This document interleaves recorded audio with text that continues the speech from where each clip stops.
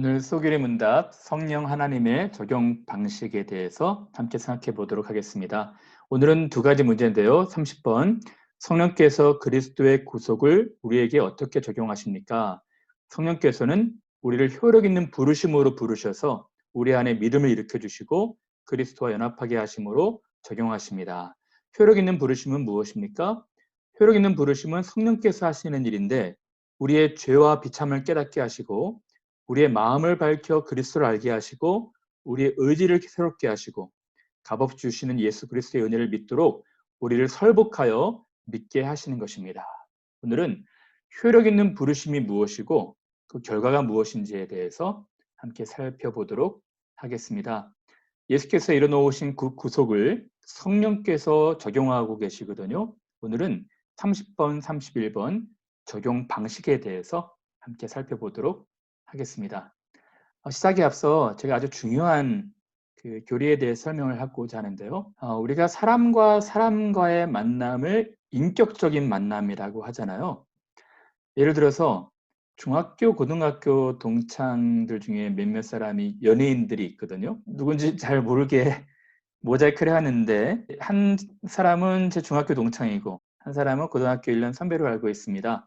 이분들하고 학교를 같이 다녔는데 사실은 이분들과의 인격적인 만남은 없었습니다. 그냥 같이 학교에 나온 것뿐이죠. 저는 이분들을 잘 알지만 이분들은 저를 아마 잘 모를 겁니다.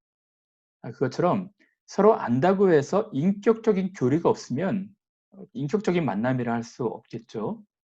그러나 서로 오랜 친분으로 서로 성격과 취미와 또 비밀스러운 부분들, 모든 부분들을 안다면 이런 만남들을 인격적 만남이라 할 수 있겠죠. 여러분, 그러면 예수님과의 인격적 만남이란 무엇일까요? 여러분, 교회를 오랫동안 다녀도 예수님과의 인격적인 만남이 이루어지지 않을 수 있습니다.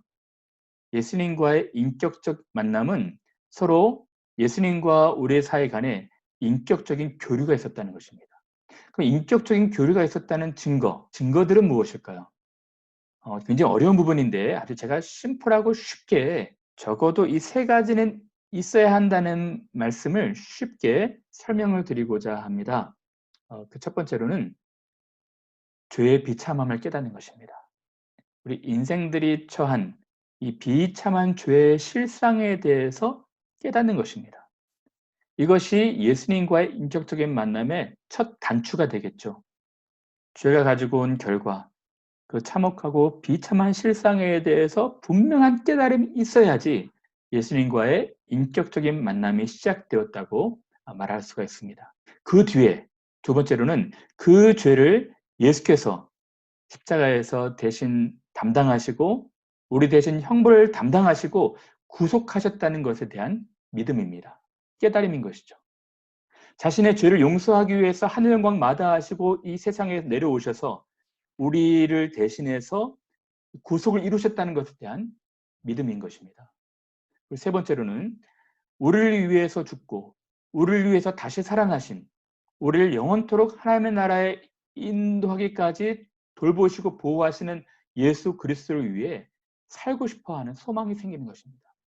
이제 우리 자신을 위해 사는 것이 아니라 우리 자신이 성공과 출세가 목적과 방향이 되는 것이 아니라 예수 그리스도께서 우리를 위해 사셨듯이 우리도 주를 위해 살고 싶어하고 예수께서 우리를 위해서 죽으셨듯이 우리도 예수님을 위해 죽고 싶어하고 예수님 안에서 영광을 얻고자 하는 그런 소망이 생기는 것이죠.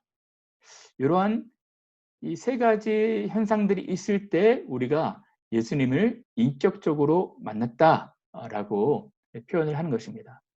그의 깊이의 경중에 대해서는 제가 조금 더 나중에 설명을 드릴 텐데요. 적어도 요 세 가지 현상들이 있어야 하는 것이죠.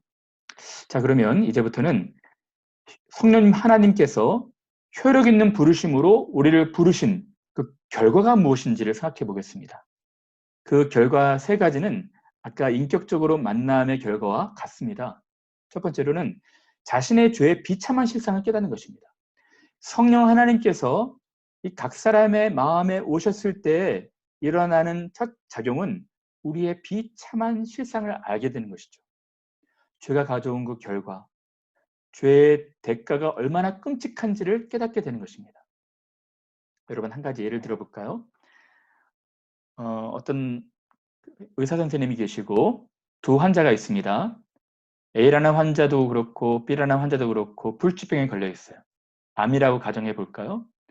도무지 낫지 못하는 그런 끔찍한 병에 걸렸습니다. 근데 A라는 환자는 그것을 인정하고 싶지 않아요. 자기 안에서 그런 아픔이 있는데, 증상들이 있는데 자기는 인정하고 싶어 하지 않습니다. B라는 환자는 이 자기의 그 질병을 깨닫고 질병을 진단하고 치료한 그 의사 선생님한테 가서 할 수만 있으면 낫고 싶습니다라고 간청을 합니다. 여러분, 무슨 차이가 있는 것일까요? 어떤 한 사람은 자기가 처한 상황을 인정하고 싶어 하지 않는 것이고, 어떤 한 사람은 인정하고 깨닫는 것입니다. 여러분, 우리 모두가 다 환자입니다. 우리는 다 영적인 질병에 걸려 있는 사람들이에요. 우리 안에 있는 이 죄의 질병의 증상들이 나타납니다. 시기와 미움과 질투와 다툼과 폭력과 안 좋은 생각과 이 모든 육체와 마음의 이 옳지 않은 것들이 이 안에 가득하거든요. 그런 증상들이 있음에도 불구하고 인정하고 싶어 하지 않는 것입니다. 근데 성령께서 우리의 마음을 비추시면 이제 우리의 죄의 실상을 알고 아파하게 되는 것이죠. 이 말씀은 예수님께서 하신 말씀입니다. 건강한 자에게는 의원이 쓸데없고 병든 자에게라야 쓸데있느니라. 내가 의인을 부르러 온 것이 아니요 죄인을 부르러 왔다. 바리새인들이나 다른 사람들은 자기를 건강하다 생각했습니다. 그래서 예수께서 하신 말씀은 건강한 자가 아니라 건강하다고 생각하는 사람들한테는 의원이 쓸데없는 것입니다. 자기가 건강한데 병원에 갈 필요도 없고 의사도 필요 없는 것이죠. 그러나 자기의 죄의 질병을 깨닫고 비참한 실상을 아는 사람에게는 의사와 병원이 너무 필요한 것이죠. 예수께서 그러한 사람들을 부르러 온 것이고 그러한 사람들을 치료하러 오신 것이라 말씀하고 있는 것입니다. 성령께서 우리의 마음을 터치하셨을 때 우리 안에서 일어나는 변화는 우리의 죄를 깨닫고 슬퍼하게 되는 것이죠. 저는 이런 면에서 우리가 좀 바로잡아야 될 개념에 대해서 설명을 할까 합니다. 여러분, 오늘날 많은 분들이 자존감에 대해서 얘기합니다. 이 자존감은 미국에 있는 한 의사가 만든 용어라 하거든요. 이 자존감이 만들어졌을 때 그 용어 정의는 이것입니다. 자신이 사랑받을 가치가 있는 소중한 존재이고 어떤 성과를 낼 만한 유능한 사람임을 인정하고 받아들이는 감정이라는 것이죠. 이러한 자존감은 부정적 자아상으로 열등감에 있는 환자들을 치료하는 목적으로 만들어진 것이죠. 여러분, 많은 사람들이 다 어느 정도의 열등감은 있습니다. 근데 어떤 분들은 아주 열등감이 심각한 분들이 계시죠. 그분들에게는 이 자신의 열등감을 해방하고 좀 회복하고자 하는 심리적 치료가 필요한 것이죠. 자신을 계속 비하하고 자학하는 분들에게 상담적 치료가 필요한 것입니다. 그러나 여러분, 제가 드리고 싶은 말씀은 어느 때부턴가 미국에서부터 이런 크리스찬 자존감 운동, 긍정적 사고, 긍정의 힘 이런 책들이 기독교라는 이름으로 출판되어서 신드롬처럼 유행처럼 번진 적이 있습니다. 기독교인들도 긍정적 사고, 긍정적 생각으로 이 자기를 좀 존중히 여기고 자기를 존귀히 여기는 그런 감정들을 갖자는 것이죠. 근데 여러분, 이 부분에서 우리가 좀 균형 잡힌 성경적 통찰이 필요한데요. 어, 하나님을 떠나서 자력으로 성취하고자 하는 자존감에 대한 노력은 복음의 왜곡과 변질과 희석을 가져오게 만들었습니다. 물론 자신이 사랑받을 가치가 있는 소중한 존재라는 것을 아는 것이 중요한데 하나님을 떠나서 자력으로 얻고자 하는 모든 것이 복음과는 전혀 다른 성질의 것이라는 것입니다.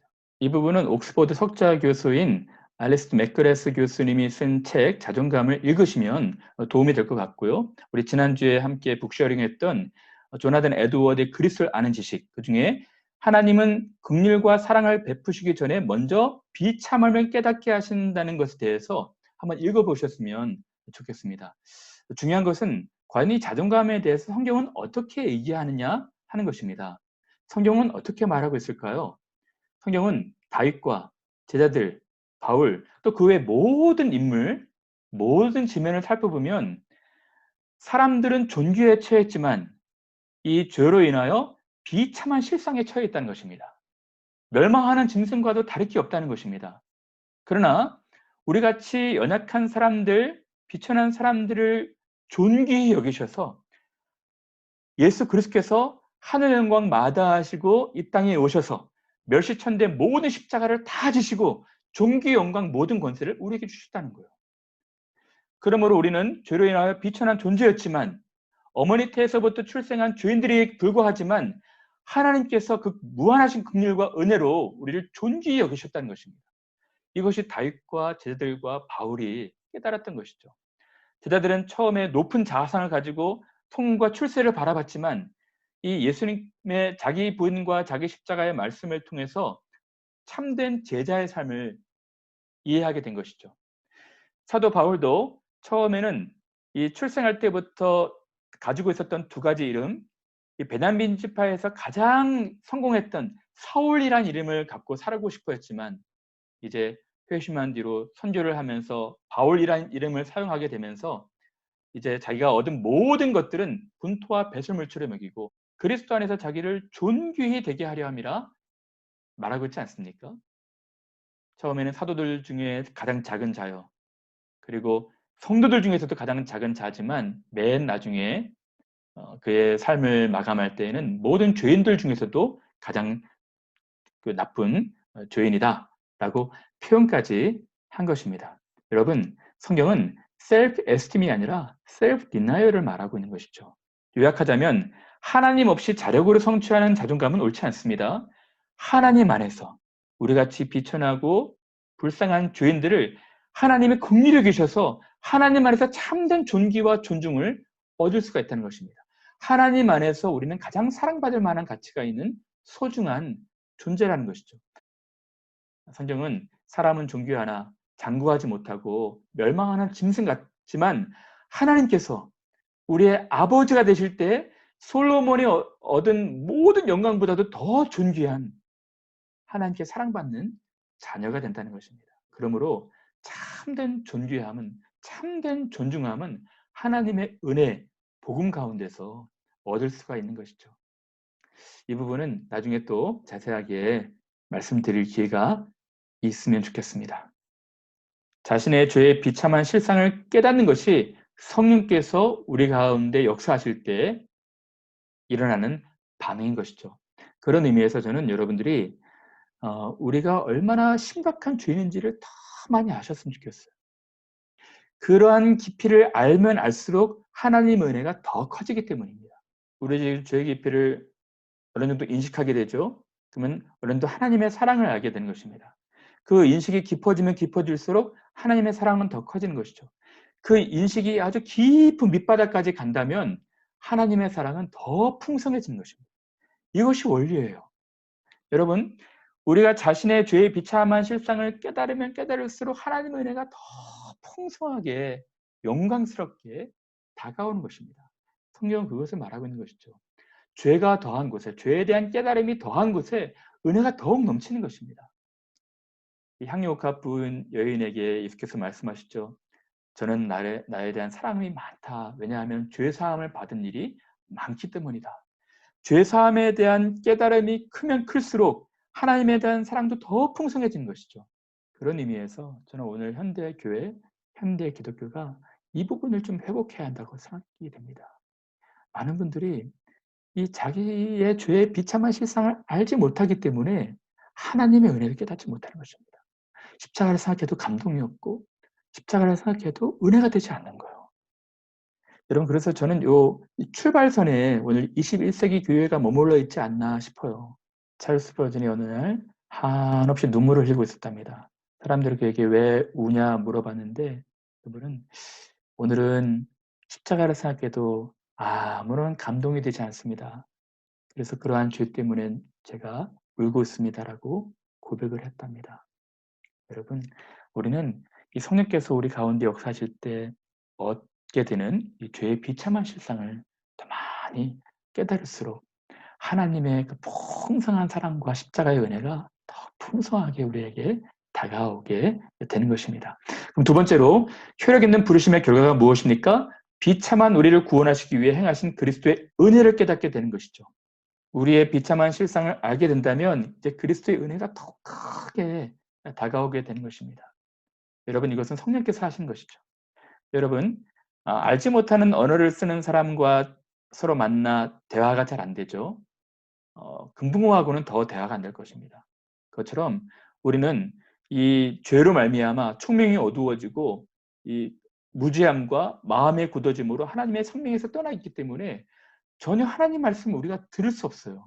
성령께서 우리 가운데 찾아오셔서 이 마음을 밝히지 않으시면, 마음의 눈을 밝혀주시지 않으시면 우리가 하나님 말씀을 깨달을 수가 없는 것입니다.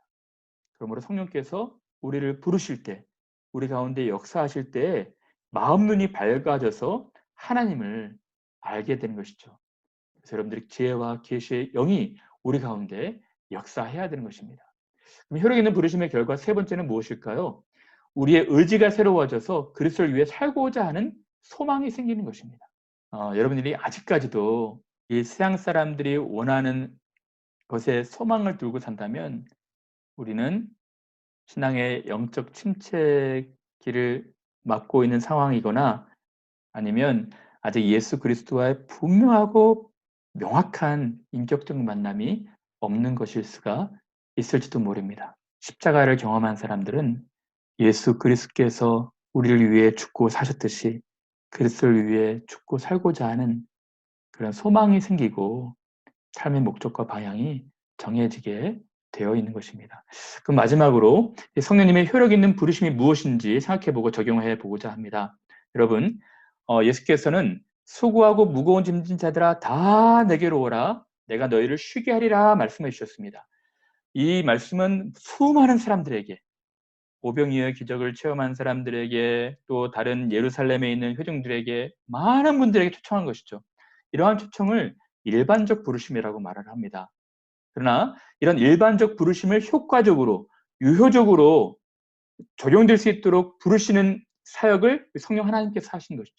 수많은 사람들이 초청이 되었지만 그 중에서 이 말씀을 깨닫고 자기의 영적인 질병들을 깨닫고 죽기로 나오는 사람들이 있다는 것입니다. 이런 사람들이 성령께서 그의 마음을 열으셔서 효과적으로 부르신 것이죠. 여러분, 예수께서도 말씀하셨죠. 4가지 밭에 대해서 말씀해 주셨습니다. 이 복음이 뿌려지는 것입니다. 근데 어느 밭은 길가, 어느 밭은 돌짝밭에, 어느 씨는 가시밭에 떨어지는 것입니다. 그럼 열매가 맺혀지지 않는 것입니다. 그분들에게 다 씨가 뿌려지지만 그분들이 반응하지 않는 것이죠. 그러나 한 가지 밭은 이 뿌려질 때마다 열매를 30배, 60배, 100배 맺게 되는 것이죠. 여러분들이 이러한 일반적 부르심이 성령의 능력으로 말미암아, 성령의 작용으로 말미암아 효과적으로 반응이 될 수 있도록 간절한 심령으로 여러분들의 마음을 열고 주님의 부르심에 응답하셔야 되는 것입니다. 삭개오처럼, 수로보니게 여인처럼, 또 엠마오의 두 제자처럼 주님의 말씀이 우리 마음속에 밝혀질 때 우리 마음이 뜨거워지고 주께로 돌아오게 되는 역사가 있어야 되는 것이죠. 이제 적용하고 마칠까요? 여러분, 성령님은 지금도 여러분을 부르시고 있습니다. 여러분을 부르시고 있을 때 여러분들이 그 초청을 거절하지 말고 간절함으로 받으셔야 됩니다. 그리고 응답하셔야 되는 것입니다. 성령 하나님이 여러분들 가운데 마음을 두드실 때 여러분들이 이 회개치 않고 고집스러운 마음으로 닫게 되면은, 강철과도 같이 노새처럼 마음을 닫아놓게 되면은 이 초청에 반응하지 않고 거절하게 되는 것입니다. 사랑하는 여러분, 오늘도 수고하고 무거운 짐 자들아 다 내게로 오라 내가 너희를 쉬게 하리라 말씀이 들려질 때 그럼 반응하시길 바랍니다. 이 복음이 외쳐지고 증거될 때 능력과 성령과 큰 확신으로 우리 자신들과 함께 예배하는 모든 회중들에게 임하게 해달라고 여러분들이 기도해 주셔야 하는 것입니다. 그리고 매일 간절함으로 이 예수님의 부르심에, 성령 하나님의 초청에 우리들이 응해야 하는 것입니다. 그러면 내일부터 이 효력 있는 부르심의 유익이 무엇인지, 효력 있는 부르심에 반응하는 사람들의 유익이 무엇인지에 대해서 우리 살펴보도록 하겠습니다. 오늘 문제입니다. 성령께서 그리스도의 구속을 우리에게 효력 있는 부르심으로 적용하고 계십니다. 효력 있는 부르심은 성령께서 하시는 일인데 우리의 죄의 비참함을 깨닫게 하시고 마음을 밝혀서 그리스도를 알게 하시고 의지를 새롭게 하시고 예수 그리스도의 그 값없이 주는 은혜를 믿도록 우리를 설복하여 믿게 하시는 것입니다. 오늘 내용이 많았는데요.